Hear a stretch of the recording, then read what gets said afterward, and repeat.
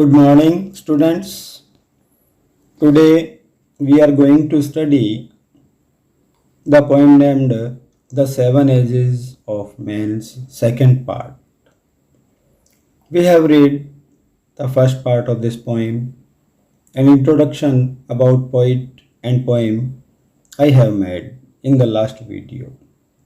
So without wasting our time, we are going to start the explanation of second part of this poem, and that's start from here. I have marked the red and then the justice. अभी तक अपन ने इस कविता में मनुष्य की जो विभिन्न अवस्थाएं हैं उन अवस्थाओं में लगभग 4 अवस्थाओं को अपन ने पढ़ लिया है। जो सबसे पहली अवस्था थी वह एक छोटे से बालक की, जो नवजात शिशु था जिसे अपन इन्फेंट कहते हैं। इसके बाद में स्कूल बॉय, फिर इसके बाद में अपन ने पढ़ा कि वह एक लवर हो जाता है। इसके बाद में अपन ने पढ़ा वह एक सोल्जर हो जाता है। 4 अवस्थाएं अपन ने पढ़ ली है। अब अपन इसकी जो 5वीं जीवन की अवस्था है उसके बारे में अध्ययन करेंगे। तो उससे पहले मैं एक बार रीडिंग लगा देता हूँ, आप इस पोएम को सुनेंगे। And then the justice in fair round belly with good capon lined, with eyes severe and beard of formal cut, full of wise saws and modern instance. And so he plays his part. The 6th age shifts into a lean and slippered pantaloon with spectacles on nose and pouch on side. His youthful hose, well shaved, a word too wide for his shrunk shank, and his big manly voice turning in again towards childish terrible pipe, and whistle in his sound, last scene of all that ends this strength eventful history. His second childness and mere oblivion, sense teeth, sense eyes, sense taste and sense everything. तो अपन ने इसकी एक model reading लगाई। अब इसकी explanation करते हैं। एंड देन द जस्टिस, और जो 5वीं जीवन की अवस्था है उस जीवन की अवस्था में ही बिकम ए जस्टिस, वह एक न्यायाधीश बन जाता है। इन फेयर राउंड बेली, बेली का मतलब यहां पर है stomach, with good capon, capon means cheeks, चूजा, लाइन यानी भरा हुआ, और उसका जो पेट है वह गोल मटोल पेट हो जाता है, यानी तोंद आ जाती है, जिसके पेट में नर चूजों का मांस भरा रहता है। विद आईज सिविर and beard of formal cut, और उसकी जो दाढ़ी है, सीवियर यानी कठोर एवं तीक्ष्ण, फॉर्मल, फॉर्मल यानी औपचारिक, कट यानी डिजाइन हो गई यहाँ पे। तो अब इस अवस्था में वह कैसा हो जाता है कि उसकी आंखें कठोर और तीक्ष्ण हो जाती है, और जो दाढ़ी है वह औपचारिक एवं उपयुक्त आकार प्रकार की होती है।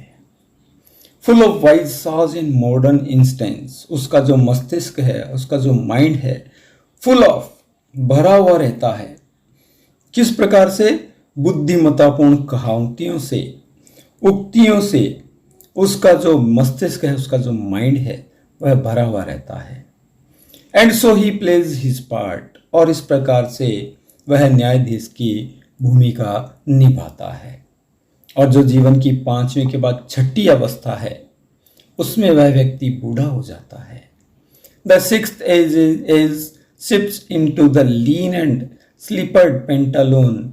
तो इस अवस्था में उस व्यक्ति को, जिसके पूरे जीवन की जो 6ठी अवस्था है वह आ जाती है, वह उसे एक दुबले पतले, बड़े विचित्र से दिखाई देने वाले वृद्ध व्यक्ति में बदल देती है।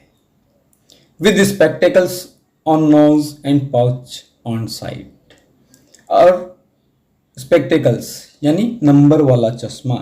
नंबर वाला मतलब जिसे दूरदृष्टि या नज़दीक की देखने में कहीं भी कोई डिफ़िकल्टी हो, कोई परेशानी हो। तो यहाँ बताया गया है कि उसकी नाक पर चश्मा चढ़ा रहता है with spectacles on nose and pouch on side, और उसके जो गाल हैं वह लटकी ढीली चमड़ी की हो जाती है। His youthful horse well served a world too wide, और उसके जवानी के समय के जवानी के दिनों में उसके द्वारा जो संभाल करके जुराबें रखी गई थी वह अब चौड़ी हो जाती है, वाइड हो जाती है, यानी उसके पाँव में अब वह नहीं आती है। क्यों नहीं आती है? फॉर हिज श्रंक सेंक, क्योंकि उसकी जो टांगे हैं वह सिकुड़ करके और अधिक पतली हो गई है, इसलिए उस समय के जो भारी भारी जो जुराब हैं वह उसके अब चौड़े हो जाते हैं, लूज हो जाते हैं।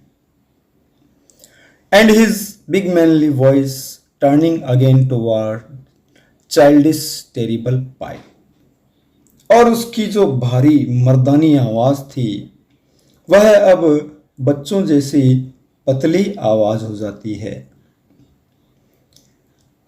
And whistles in his sound, और जब भी वह कुछ बोलने का प्रयास करता है, when he trying to speak something the sound is only whistling, जब भी वह कुछ बोलने के लिए अपना मुंह खोलता है तो उसके मुंह से सीटियां सी सुनाई देती है।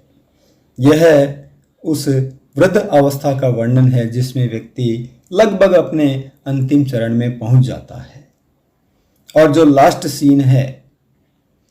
सीन ऑफ ऑल, और इन सब में जो सातवीं अवस्था है, जो अंतिम अवस्था है, इसमें व्यक्ति किस प्रकार से परिवर्तित होता है अपन इन 3 पंक्तियों में पढ़ेंगे।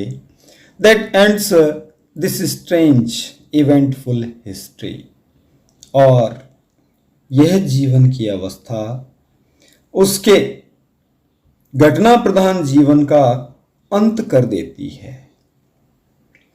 Is second चाइल्डनेस